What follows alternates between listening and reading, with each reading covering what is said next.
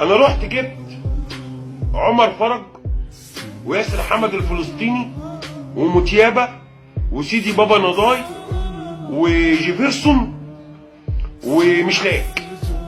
انت متخيل يا كابتن ان الستة فشلوا؟ يا كابتن الستة فشلوا. هل ده منطق؟ هل ده منطق؟ يعني سؤال بس برضه يا كابتن وانا ما اعرفش اجابتك هتكون ايه. هل من المنطق ان الست لعيبه يفشلوا؟ يا كابتن انا ما كلمتكش انت جايبهم بكام؟ هو انا بكلمك في بكام؟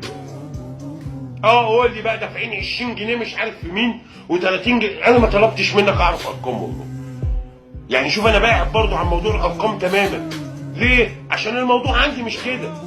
انا بقى سؤالي ليه؟ هل المسؤول عن 6 لعيبه يفشلوا يجوا الزمالك لسه مسؤول عن ملف الكرة؟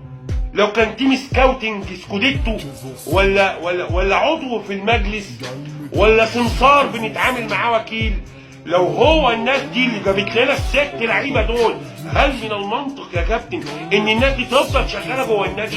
طب هل من المنطق يا كابتن ان الناس دي يتاخد برايها تاني؟ هل من المنطق يا كابتن ان الناس دي تفضل مشرفه على ملف الكرة؟ انا ما بكلمكش بديون، انا بكلمك في منطق. 6 لعيبه مش مصريين يجوا ويفشلوا في سنه. ده غير المصريين برضو اللي فشلوا. لا يبقى هنا بقى الموضوع مش قله فلوس، الموضوع موضوع تاني. ما هو مش منطق ان في فرضا اشخاص مسؤولين عن ملف الكوره تسببوا في ان نادي الزمالك يجيب 6 لعيبه وال6 يفشلوا. ال6 كل واحد يقعد 3 شهور ويمشي، 3 شهور يطلع عاره فيها.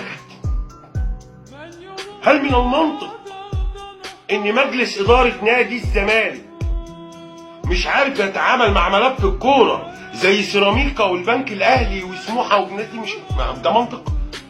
يبقى الموضوع هنا بقى مش مديو ارض محروقه يا كابتن. يا كابتن اسمع،